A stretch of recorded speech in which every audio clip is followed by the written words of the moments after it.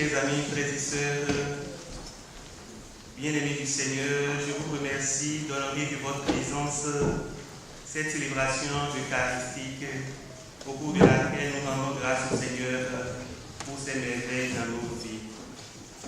Merci à chacune et à chacun d'entre vous d'être venus ici en ce jour. Merci au Père Lévin, merci au Père Janvier qui a proclamé l'Évangile.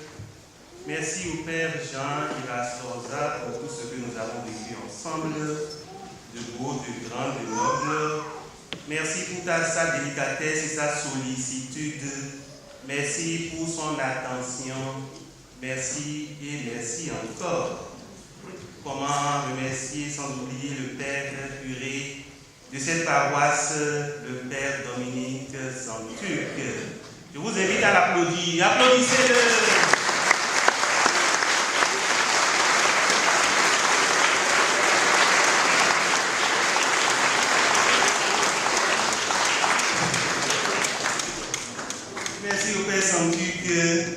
Auprès de qui j'ai passé ces 3 années de mission fidèle de nous, venir pour ma toute expérience étranger dans mon pays.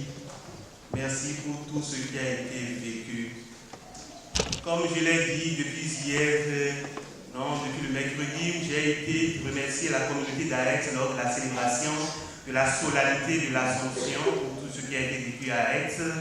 Comme je l'ai fait hier soir à Bassus-Sari, comme je l'ai fait ce matin à Arbonne, et comme j'y suis encore ici et maintenant, comme le disait le latin, hic et nunc, ici et maintenant avec vous. Remerciements et gratitude au Seigneur pour ses merveilles. Merci parce que tout n'a pas été bien, mais la majeure partie a été bien. Et c'est ça qu'il faut garder. Il faut focaliser l'attention sur ce qui est bien et laisser le moins bien. Ça nous dynamise pour aller de l'avant. J'ai eu beaucoup de peine à quitter mon pays lorsque, après avoir été ordonné 2 ans après, m'a envoyé en mission fidèle de nous. J'ai eu beaucoup de peine à quitter mes parents. J'ai eu beaucoup de peine à quitter mes amis. Et comme un chant basse l'esprit vient, si on avait coupé les ailes à l'oiseau, alors ce ne serait plus l'oiseau. Merci Gérard de chanter avec nous pour rendre grâce à Dieu pour cette métaphore et ce symbolisme. Amen.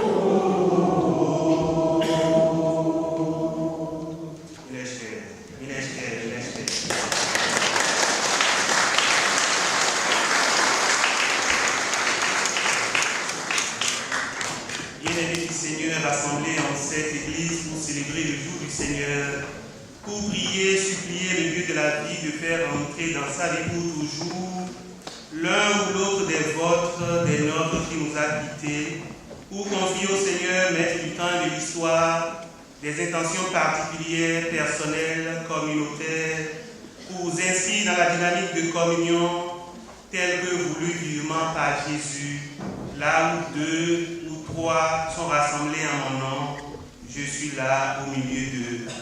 Pour sanctifier le jour du sabbat, cher à notre religion chrétienne. Je ne saurais oublier cependant cette dernière raison, vous en doutez bien, qui a fait déplacer en outre plus d'un d'entre vous, dont notre amitié a été façonnée par des occasions malheureusement douloureuses, à savoir les décès, ou au cœur des occasions joyeuses, baptême, mariage, ou encore lors des rencontres inattendues devenues privilégiées. Je salue en passant avec toute gratitude et reconnaissance la délégation du Collège L'Argenté. Merci d'être venu rendre grâce à Dieu avec moi et pour moi pour les 3 années de mission fidèle d'Onum passées au milieu de vous, en empruntant dans la dynamique de la littérature sapientielle la phrase de l'Ecclésiastique: il y a un temps pour chaque chose sous le soleil, un temps pour arriver et un temps pour partir. Permettez-moi d'entrer de vous saluer, de vous remercier, de vous féliciter, chacune et chacun d'entre vous, pour avoir permis ce temps de passage en votre sein, agréable et riche en expériences. En empruntant une fois encore les mots de l'évêque d'Hippone, comme il m'a appelé Saint-Augustin, je dis que tous mes souvenirs pendant ces 3 années sont actions de grâce. Oui, chers amis, action de grâce à Dieu, maître de toute véritable mission. Merci, reconnaissance et gratitude profonde, sincère et réelle, aux femmes et aux hommes, à statut varié, que vous avez été sur mon chemin.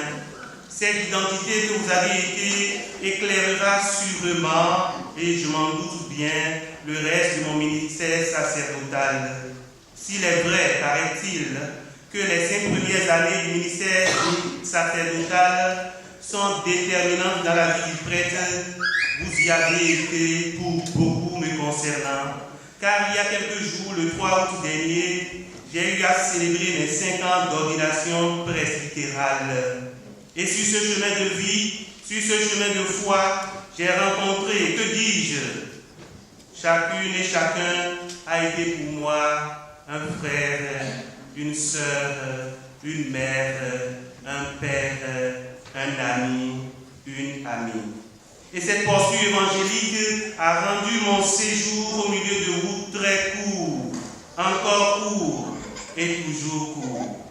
Je rends grâce à Dieu si, comme un éclair, les 3 années se sont très vite écoulées. Je retiens qu'elles m'ont beaucoup et énormément déformé. Déformé dans le sens, en réalité, du bien. Elles m'ont transformé. Elles m'ont réformé. Elles m'ont formé. J'ai depuis lors un regard nouveau, non pas uniquement sur l'Église en France, et spécifiquement l'Église dans le Pays Basque. J'ai un regard nouveau sur l'homme. Mon regard a changé. Ça m'a façonné. J'ai compris. Oui, j'ai gagné en sagesse et en intelligence. Et c'est de cette sagesse que dévoilent les textes liturgiques de ce jour. Vertu humaine, certes, mais qui dit sa source en Dieu, vraie sagesse, rendue visible à l'homme par le biais du mystère de Noël, le mystère de l'incarnation. En Jésus, sagesse personnifiée par excellence. Par elle et grâce à elle, l'amour inonde nos vies et devient la magna carta qui vivifie, qui unifie et solidifie toute vie de foi. Sagesse éternelle qui va au-devant de l'homme et désire combler sa faim, assouvir sa foi et sa soif en dynamique de quiétude existentielle. La littérature sapientielle proposée en première lecture du livre des Proverbes porte en elle ce vouloir divin qui fait de l'homme l'être le plus heureux, le plus comblé car nourri de la sagesse. Il s'éloigne désormais de toute folie humaine destructrice, embrassant par ricochet la vie en plénitude donnée par l'Eucharistie sous ses sommets de toute vie chrétienne. Frères et sœurs bien-aimés du Seigneur, il y a un temps pour chaque chose sous le soleil, un temps pour arriver et un temps pour partir. Et en amont, au milieu et en aval de tout ce geste s'inscrit l'Eucharistie, qui reste le moteur qui meut et qui fait vivre et qui ponctue chaque instant. C'est elle qui nous a rassemblés hier, c'est elle qui nous réunit aujourd'hui et c'est encore elle qui nous réunira pour toujours demain. Car elle est amour et plus gratitude de Dieu.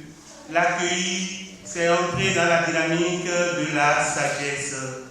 Et lorsqu'on parle de la sagesse, je ne saurais oublier cette figure emblématique dans la tradition vétérotestamentaire qu'on appelle Salomon. À 14 ans, il a été élu roi d'Israël. Le Seigneur lui a proposé 3 éléments. Demande-moi tout l'avoir, le bien dont tu as besoin. Demande-moi le pouvoir dominateur. Il y a aussi la sagesse.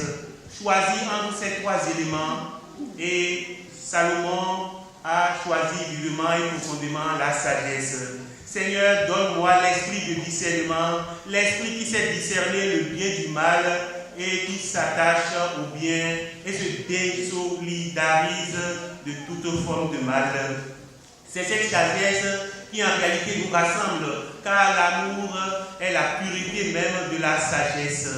Et au cœur de cette Eucharistie, la grâce que je demande en célébrant avec vous cette Eucharistie, c'est que le Seigneur nous nourrisse jour après jour de cette sagesse qui va nous façonner et nous donnera la grâce d'aller de l'avant.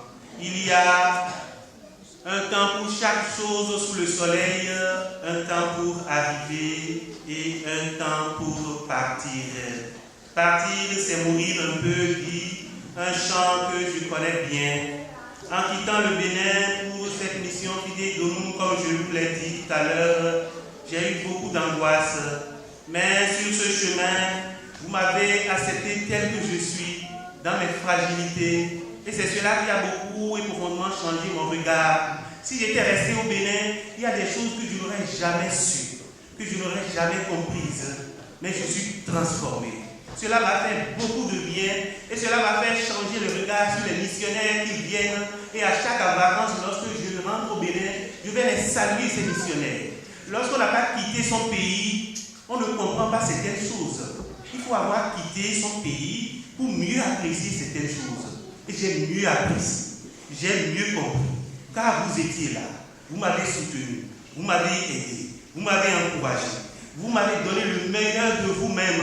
Nous avons vécu, comme je l'ai dit, en frères, en sœurs et en humanité. Et c'est cela que j'ai gardé. C'est cela le plus grand bien que vous m'avez fait. J'ai été heureux dans ma vie de prêtre parmi vous. J'ai été épanoui dans ma vie de prêtre parmi vous. Et c'est ça que je garde comme le bien le plus heureux au cœur des diverses célébrations, au cœur des divers sacrements qui ont été vécus profondément en amitié et en intimité. Vous m'avez tellement accueilli à tel que je n'ai même plus le temps chaque semaine d'appeler ma maman. Je ne l'appelle pas et lorsqu'elle m'appelle, elle me gronde.